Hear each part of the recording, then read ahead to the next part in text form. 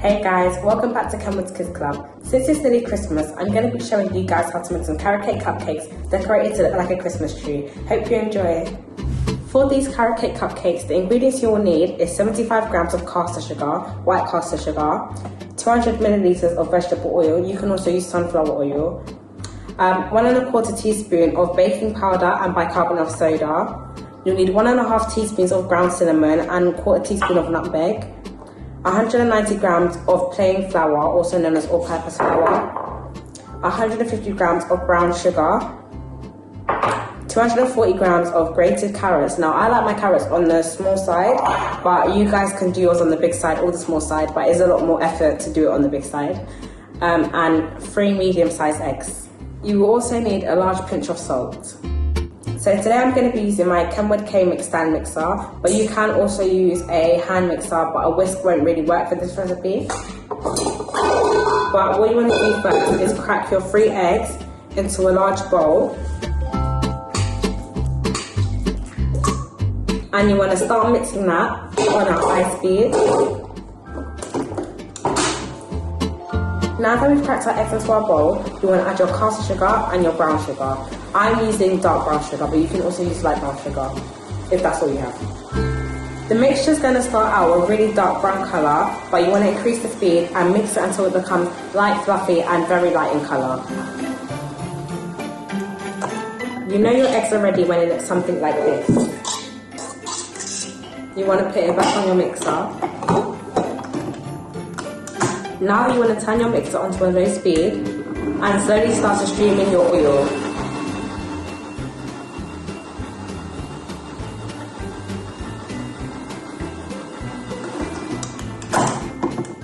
Now our oil and our eggs are fully incorporated, you want to sift in your all-purpose flour, your salt, baking powder and bicarbonate of soda, and your spices. And just sift that all in.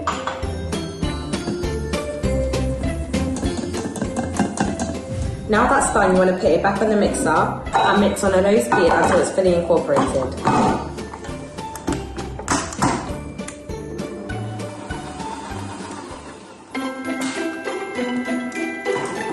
Now the mixture should look something like this.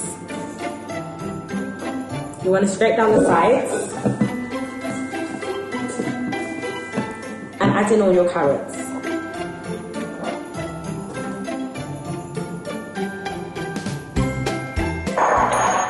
And you just want to mix that in. You can also use your mixer to mix in the carrots, but I'm just going to use my spatula.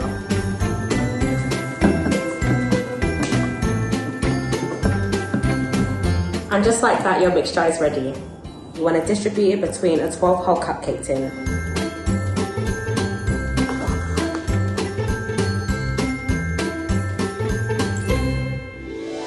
Now I've filled all my cupcake cases around 3/4 filled. It is bound to get a bit messy, and don't be afraid to make more cupcakes if you have more mixture. I did have more mixture, so I made around 17 cupcakes. And you want to bake it for 27 to 30 minutes until it's springy to the touch, and you can insert a skewer and it will come out clean. You want to bake the cupcakes in an oven preheated to 180 degrees. Now that the cupcakes are baked, they should look something like this. And they do come out relatively flat, so you won't have to worry about trimming the tops or anything like that. And now we're going to make the cream cheese buttercream. So for the ingredients I have 540 grams of icing sugar, 100 grams of unsalted butter, 150 grams of cream cheese, a splash of vanilla, and I also have a pinch of salt in there. We're going to add the butter into our stand mixer. We're also going to add the cream cheese. And you want to make sure you're using softened butter, not any like cold or hard butter, otherwise it won't incorporate into your cream cheese properly.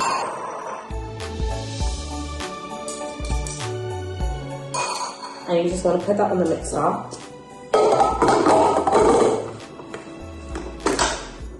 And I'm using the Kenwood splash guard for this buttercream. It's really handy to have the splash guard.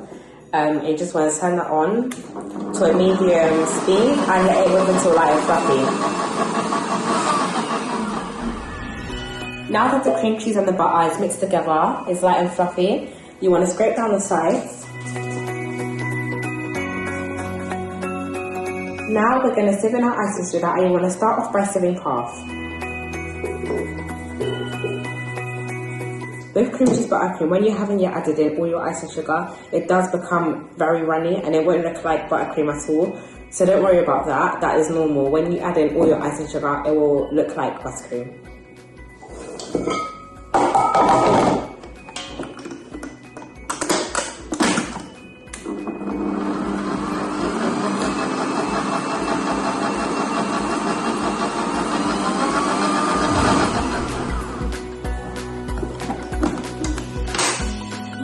Now that we have mixed in our first batch of icing sugar, we want to add the second.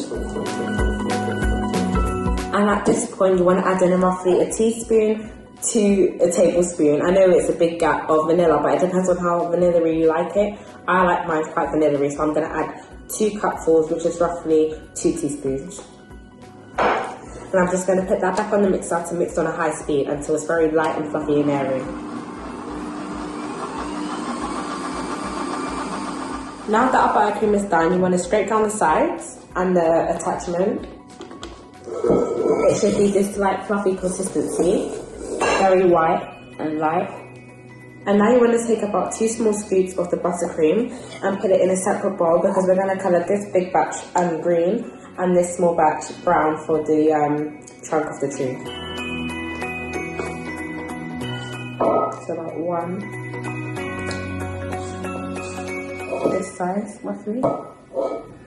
I think you might put a bit more. So you want to have about this much set aside for your trunk of the tree. To colour the buttercream green for the leaves, you want to have a gel food colouring instead of liquid food colouring, because gel is more concentrated and we'll get that darker green. I'm going to start off by adding around this much green food colouring, and depending on how dark it makes my buttercream, I'll add more. And I'm going to also add some blue food colouring to deepen the green. You always want to start off by adding less, because you can always add but you can't take away.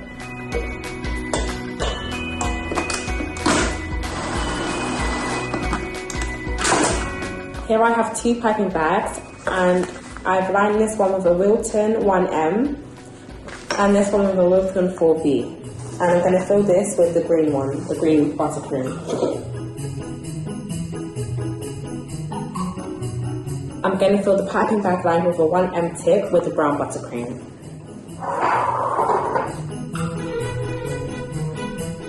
Just like this. For the leaves, you can do any style of piping you want. You can do little kisses, just like this. Or you can do what I'm going to do, which is, I don't know what the name for it is, but you start off by piping and then you kind of pull away, which leaves you with something like that.